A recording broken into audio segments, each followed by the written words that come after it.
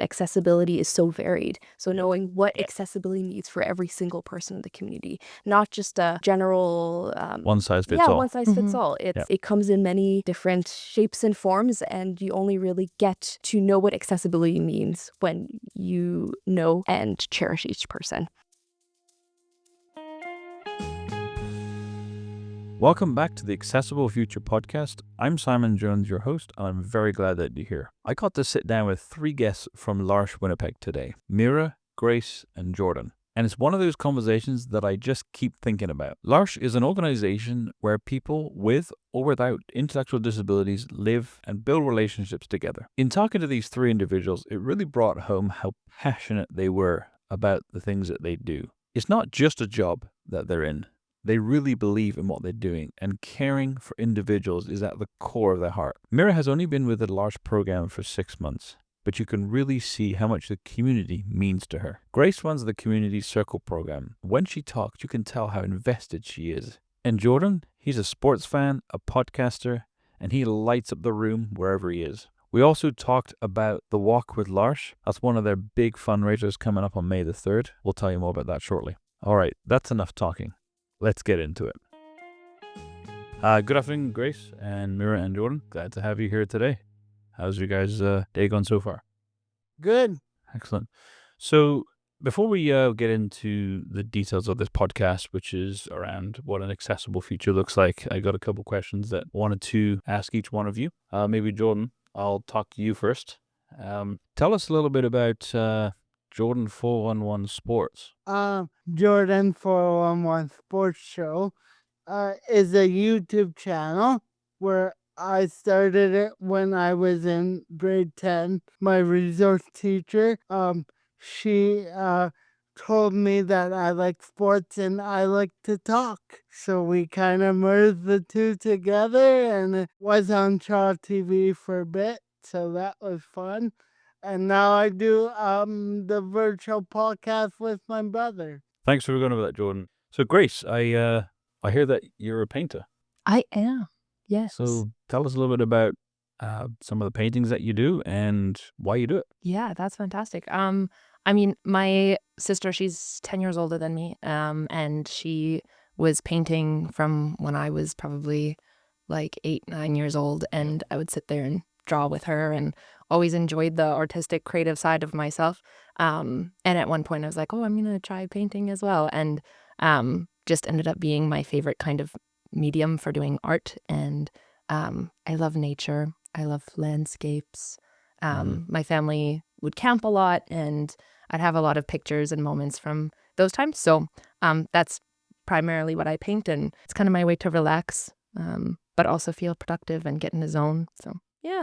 Excellent. It's over to you there, Mira. So I understand that you're new to L'Arche. Mm-hmm. So tell us how long you've been with the L'Arche program so far. So I've been with L'Arche since October of 2025. So what's now 6 months, I believe. It's kind of beyond what I expected, just in terms of the real community aspect of the job. You know, you graduate university and you think, I'm just gonna get a 9 to 5. That was myself, clock in, clock out. But it's not like that at all. You know, it's so relationship based, and just it's lovely to have the opportunity to get to know your coworkers and all the residents in the homes. And it's been a super enriching experience, learning a lot all the time. And yeah, I love doing things like this, like I never thought I'd have the opportunity to, kind of meet with other organizations and connect on this level and just work towards like-minded goals. And really those collaborations is what it's all about.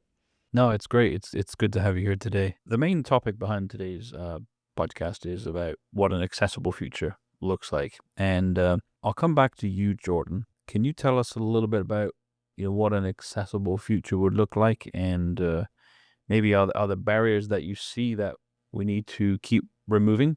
I can see one barrier right now as I think about it. Downtown Winnipeg, there's a lot of old buildings, and some of them aren't up to like 2026 standards. So would be nice to see all the buildings downtown wheelchair accessible. And Mira, what does the accessible future look like to you? I think a really important component to that is ensuring that everyone's kind of aware of those barriers too. Yeah. Yeah. I think kind of building up that awareness for everyone. I think it really took for me like that exposure to working with L'Arche Yeah. and working with people with different needs to really kind of understand. Now I go somewhere and I think, oh, is this place wheelchair accessible? Is this, and thinking, why isn't that something I thought of before?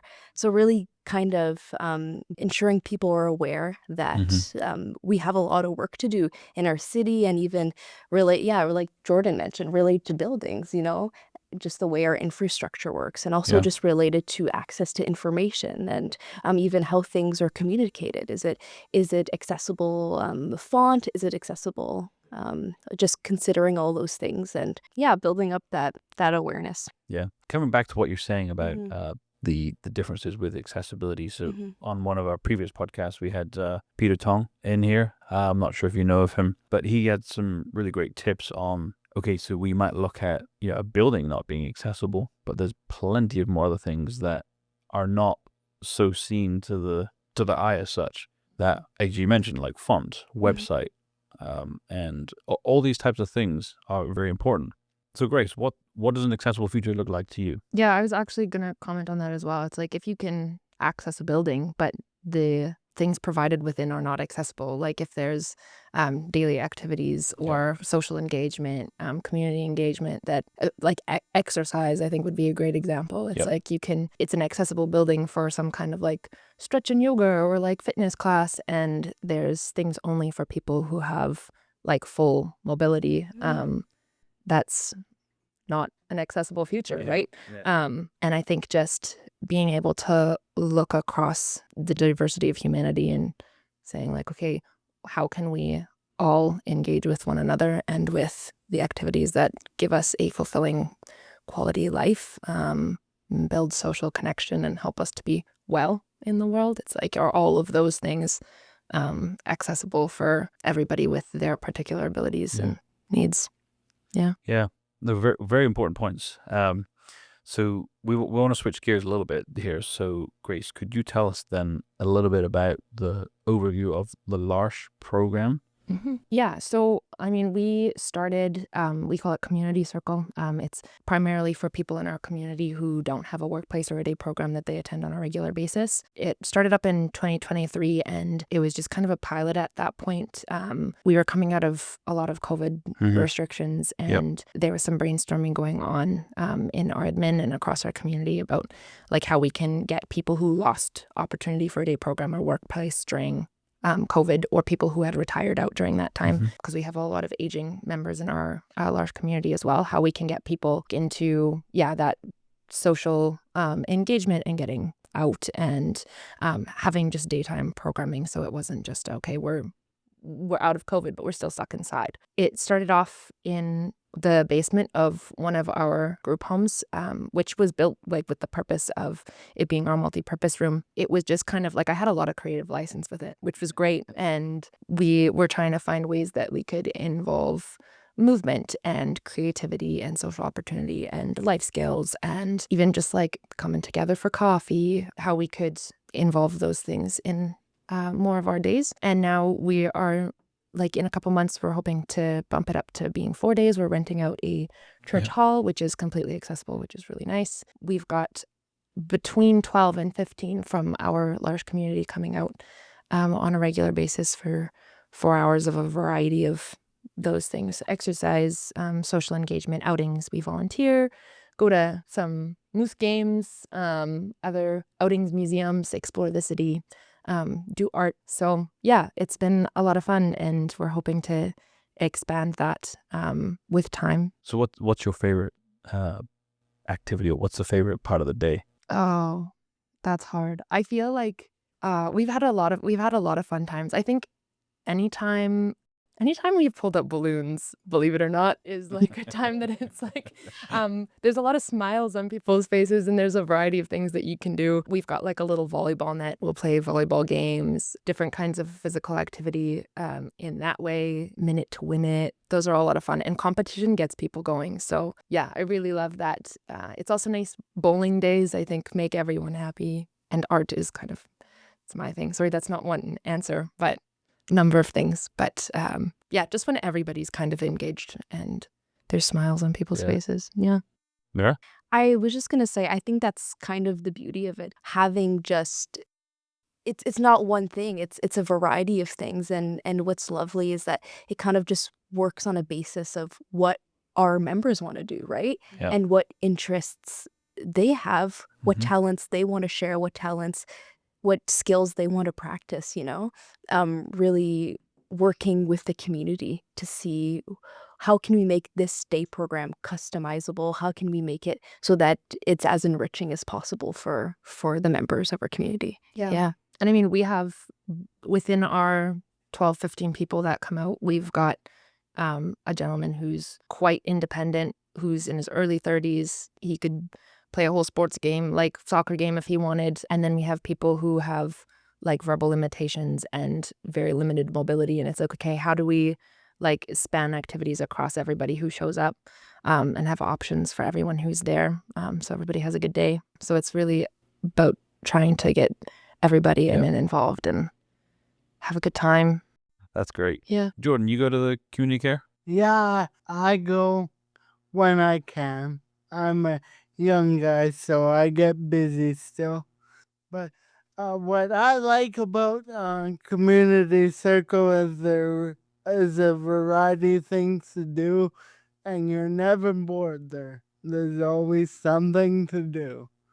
And each day there's a set activity, and they really plan it out really well. Yeah, you don't look at your phone, you don't really look at the clock, you just kind of go activity to activity, and then we eat lunch together, which is fun. We get to talk all as a community, and then we go back to our activity. I really like it. Thank you for sharing.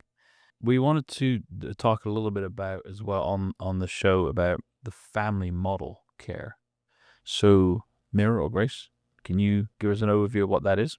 L'Arche, if you're not familiar, is a international organization. So begun in France in the 60s, I believe, and kind of started from the point of where people with intellectual disabilities were in institutions, and it was a very hard situation where there wasn't really places to have that kind of family care, that kind of places of belonging, right? So L'Arche started from that, and L'Arche Winnipeg was inspired by that, to have people with and without intellectual disabilities work together and live together and really just live in houses of belonging, kind of just being a family, being roommates, kind of going away from that institutional style and that medical kind of care model, and more just, hey, we're roommates, we all bring something to the table, we all bring our own talents and our abilities, and really get to know each other on a personal, and we're like a big family. And I think that this model has just been, it's wonderful because it makes that our community, if everyone in the community is known, and everyone's specific needs are taken into consideration, not from a point of view of this is a job, this is we need to serve people, but we're serving each other, right? And we're working together to kind of build those communities of inclusion, and everyone's talents are valued and abilities are considered, and just for community family living. Yeah, I was going to go off of like what Mira is talking about, like instead of it just being like a we serve, it's that idea of mutual relationship. It's like one of L'Arche's core values, and I think the founding principle was like, okay, there are ways that we can grow from each other, people with and without disability, and there's often like other organizations where it's clients or patients and our members with disability are our core members. Like a lot of life and how we live comes from their joy and their gifts and how they want to live and lead their lives, but also as like assistants who live in the homes. It's like you get to really experience that like firsthand. I started as respite, and then I lived in for a year, and then was live out for a couple years, and then started the community circle programming. But my live-in year was really great. I lived in 2021, and it was COVID times, and so that was my household. Yeah. And there was 4 women with disability and 4 women without. And since we're an international organization, we often have assistants coming from other places in the world. So I was living with women from Egypt and South Africa and France, and just like a very versatile home. And just like so beautiful to have life and work that didn't even feel really like work. It was just we're living with each other and making sure everybody has their basic needs. We eat together, we go to doctor's appointments together, we shop together, go for outings together, attend L'Arche events. I learned a lot of things and like created some really deep relationships living in. What's some of the best moments from that time? Honestly, some of the times where we would be sitting on the couch and there was just some kind of joke going around, or like there's a couple women in the house who were particularly like good with humor, and some things that would be said or little teases that would be poked at. Or like I remember at one point we were having a bonfire outside, and one of the ladies, I was asking her, I was like, oh, like, are you doing okay? And she's like, yeah. And I was like, oh, you seem like maybe like you're in a bad mood. Are you like a little grumpy or anything? And she's like, no, I'm not. And she points to the other lady. She's like, I'm not her. Right. And I was like, whoa, called out. But like just little things that were like teases that happened within.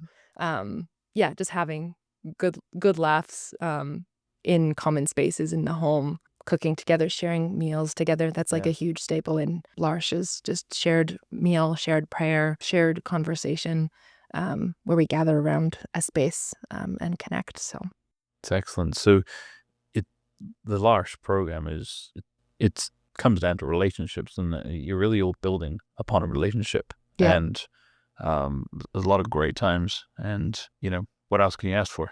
Yeah.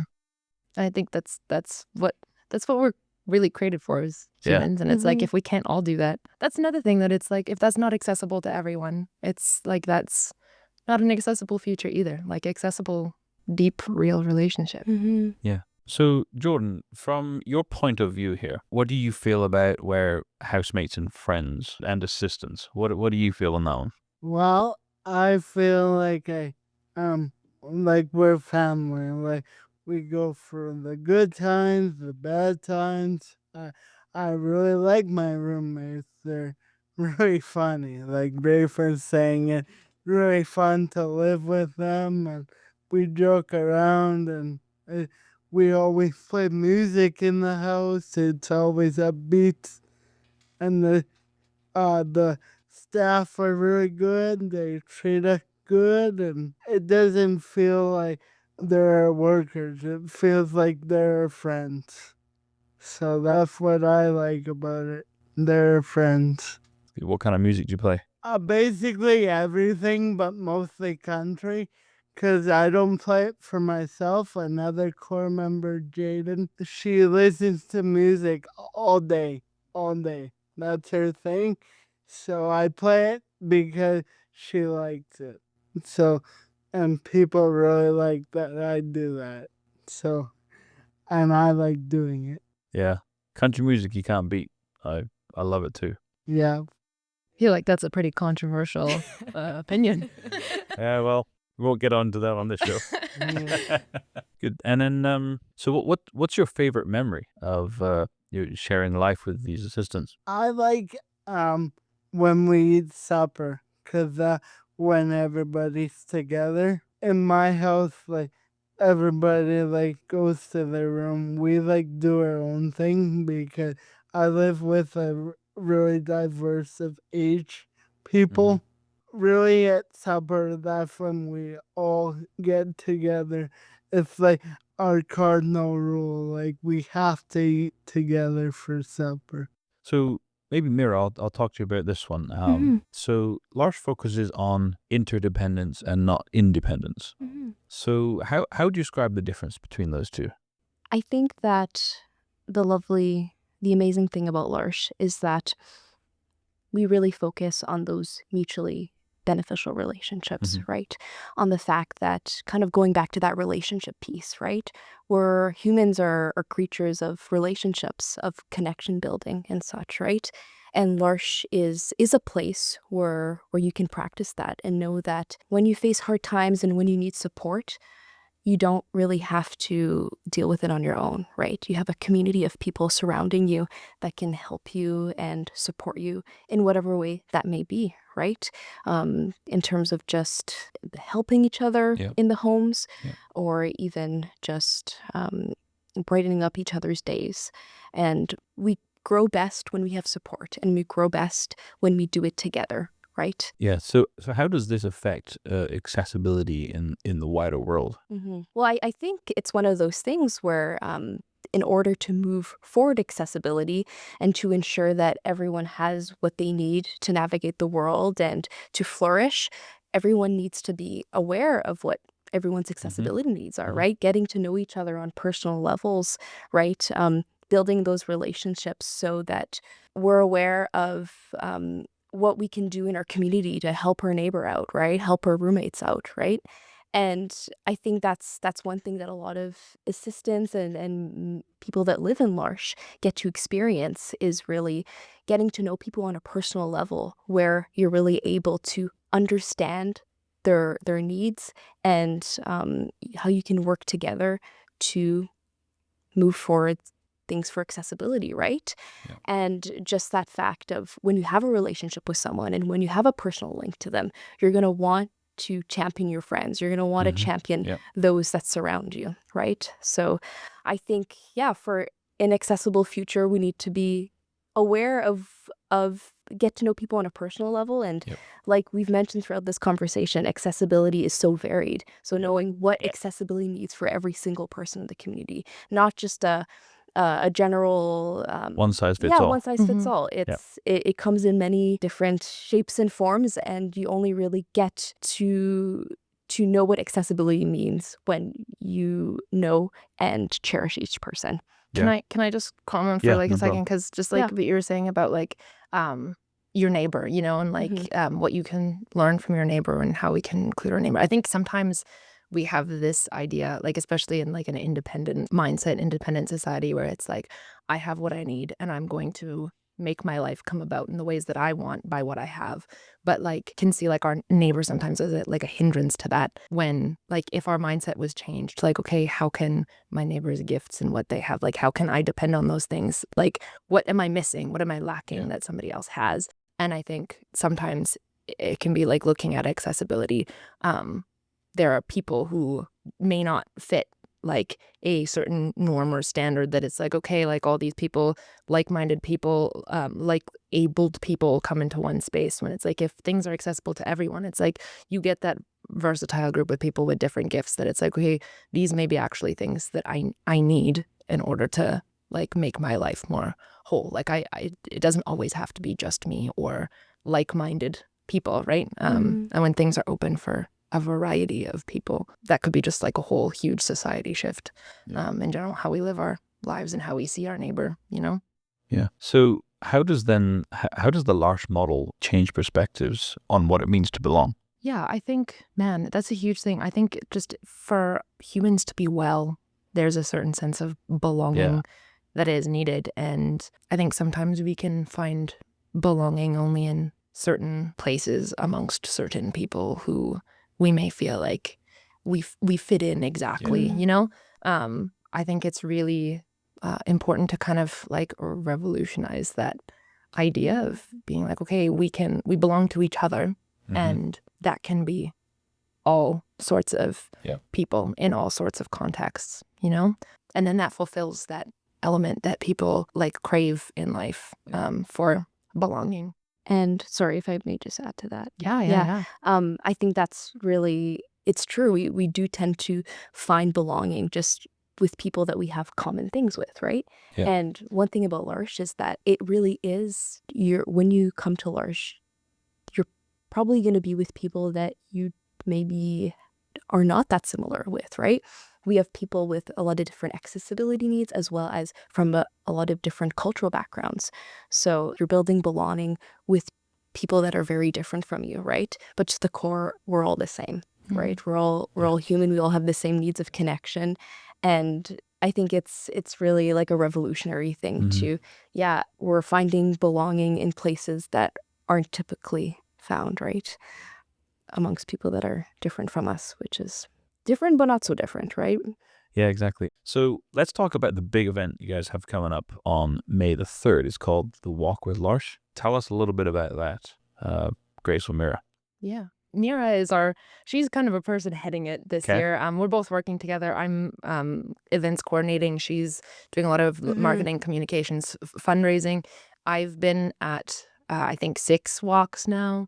This is going to be your first? My Second. first, yep. And you're Second. second. Yeah. And you emceed last year? Yeah. Yeah, nice. We have the L'Arche Walk as our biggest fundraising event. It was established in 2005, and by looking at old pictures, it looked like it was kind of just like, okay, we're going to take our signs and our shirts and our community and we're going to walk the street. And it's kind of evolved to kind of what we have today is just a gathering at a local community center where we invite families and neighbors, different collaborators, partners. We have all community out there and have a celebration of life and our community and a barbecue. We walk. People have the option of doing 1 kilometer or 5 kilometers, and we usually have a local band and some different entertainment for families, kids, all sorts of things, and then run a program, talk a little bit about our year, and use that as a time to come together to eat together, kind of have that space of like, again, we're sitting around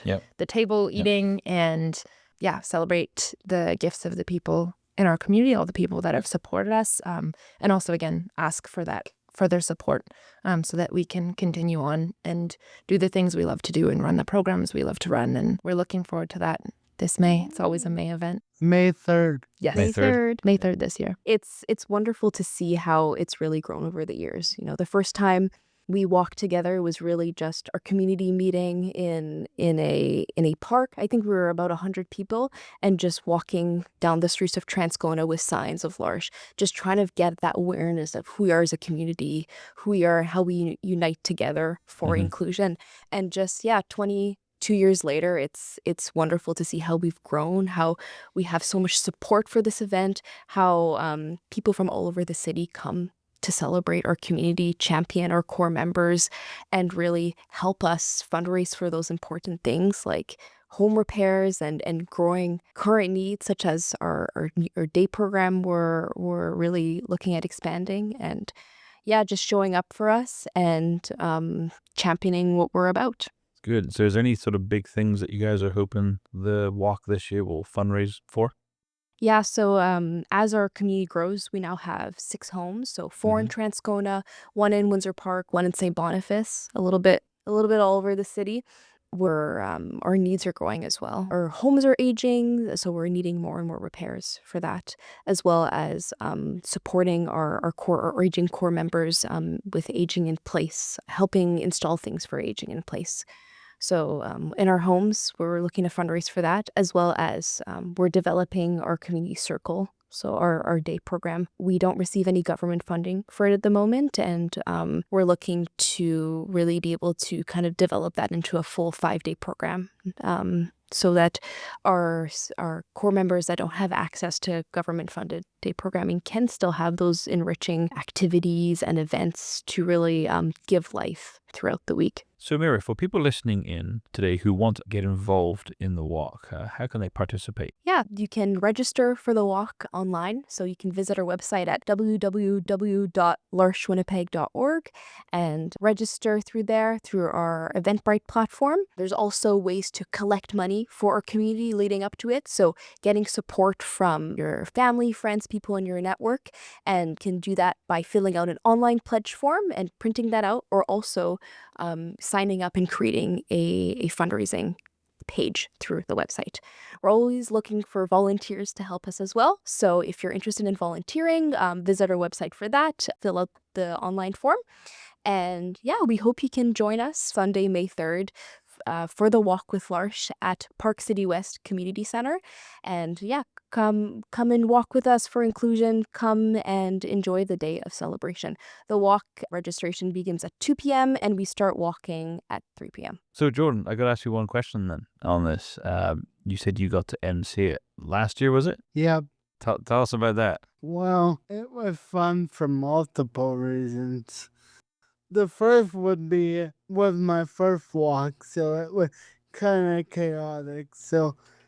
And hot. It was like 30 degrees. It was a really warm day. For May, In May? it was warm. Yeah. Hopefully, I don't pray for rain, but not as hot as that. But emceeing, I kind of do it. I enjoyed doing it. I drew the prizes. That was probably the most fun. And seeing people get excited, going, I won! Yeah, that was exciting I for me. won! Also, that day was the Manitoba Miracle on May 3rd last year. Cooper Fetty scored in like 10 seconds to go. I'll always remember May 3rd. That was that in the playoffs? Yeah. So speaking of the Jets, on a scale of 1 to Winnipeg Jets whiteout party, where does it land? Compared to Whiteout, probably at 2 or 1. Yeah.